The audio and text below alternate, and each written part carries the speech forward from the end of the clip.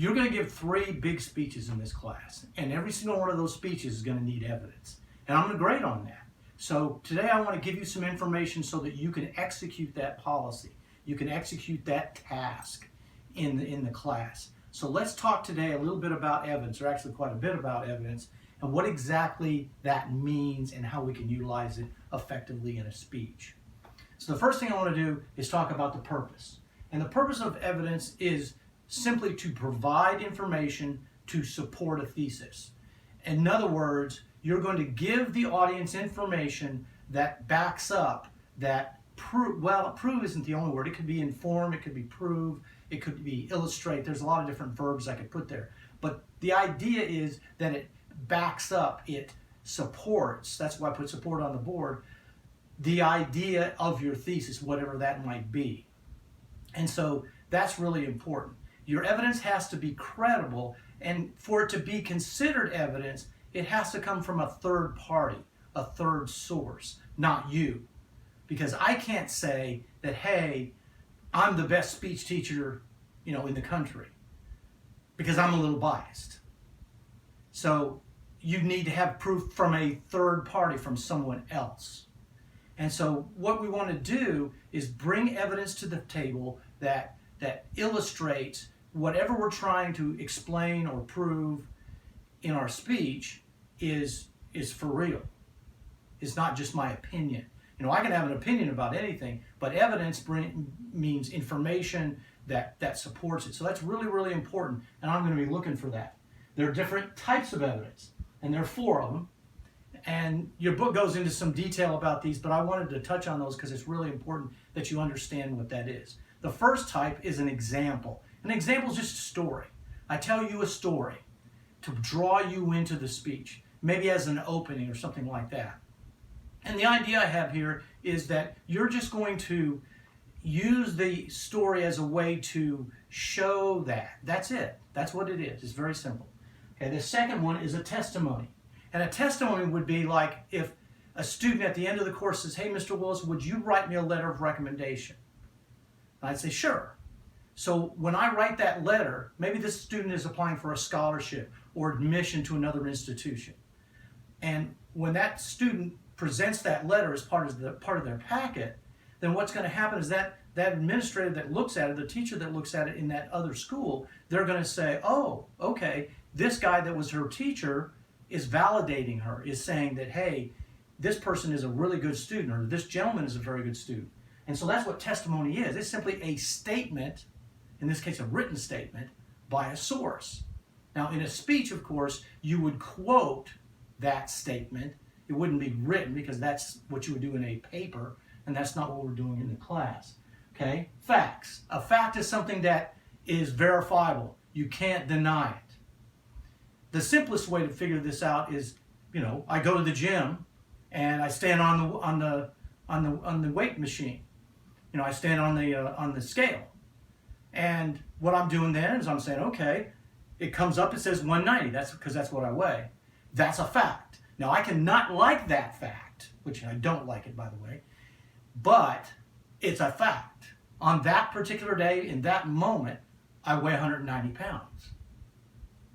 So the definition of a fact is something that you can't deny. Now, I might have a different opinion about the fact. Like I might say, well, I might make an excuse and say, oh, well, I forgot my diet this week, or, I could make a bunch of excuses as to why I'm there. Okay, so that's a fact. The last one is a statistic. And this is where you simply make a listing of occurrences. Now, your book goes in and gives a big, long definition, but the Joe Willis simplified definition for you is it's simply a listing of statistics. Here in Galveston County, I'm sure they track car wrecks. And so they have different categories, how bad the wreck is, if it's a moving violation and all that good stuff. Well, then the company that sells you car insurance looks at those statistics and bases, to some degree at least, their rate for insurance based on that statistic. And that's really important because that gives them a basis other than just their opinion as to what would be a fair rate. And if that all of a sudden goes up one year, then they're going to go to the state government and say, hey, we deserve, a higher rate. So those are the 4 types of evidence. Now, here's the next big question. Where do you get those? Well, you get those from sources. And a source is just what you think it means. Where did I get it? Where did that source come from? Okay, there are 2 kinds of sources. And your book goes in and lists a whole series of different kinds of sources and under these 2 categories. The first one is what they call primary sources. And a primary source is someone who has firsthand information about a particular incident.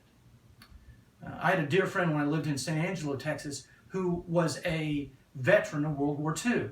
And he had actually stormed the beaches at Normandy, which was really cool. He had some cool stories. He had firsthand knowledge of that event. Now, I read about it, I studied it when I was in school, but he told me what it was really like. See, that's what we call primary information. The history books can't quite capture what his experiences were like, by the way. Secondary information would be information based on that. So let's just say that I took this experience of having this conversation with this gentleman and I wrote a book based on it. See, that would be what we call a secondary source, a source based on a primary source. Or, for example, there are so many different Bibles out there, for example, and you have different versions, right? Different sources. And what happens is, one group wrote a particular version, another group wrote another version, and these are secondary sources. They were not there during those events themselves. They're writing it based on what they have read about it in other works. So those are what we call secondary sources. All right. Then we have what I've listed here as identification. And what I mean by identification is you have to tell me who your sources are. And you do that right in the middle of the speech, right during the speech, not afterwards. Now, this is one of the big problems that students have is you don't put that as a ending part at the back of your paper. You put that in the speech itself. And when I talk about outlining, I'll explain how to do that. But it's important that you verbally, out loud, identify the sources. Where'd you get it? Where'd the information come from? So that the audience can judge the credibility of the source. Did that come from a source that was unbiased or mostly unbiased? I mean, there's not really an unbiased source. Everybody has a little bit of bias. But on that particular subject, would they be a good source? Do they have the knowledge that would allow them to make that case, right? So that's what I mean by unbiased. And so you need to be very careful. When you hear evidence, you need to think, where did that evidence come from? What was the source? And that's really important to be aware of. And it's got to be unbiased. So when you're looking at evidence, I want you to think about this in 2 ways. Number one, I want you to think about it as you're creating your speech, right? As you're writing your speech, as you're putting your speech together, that you need to have this. But I also want you to think about it in the context of listening to others speak and being able to identify their sources and then be able to evaluate their sources and say, is that really a good source? Do they have good information about that particular subject? I don't go to the doctor for legal advice. That would be silly because, the doctor doesn't do that. And so I need to make sure that the person that's giving that evidence is actually qualified to give it. And so we need to be very much more aware of the kind of evidence we use and the kind of evidence we hear. If you guys have questions, give me a yell and I'll be glad to help out. Thanks.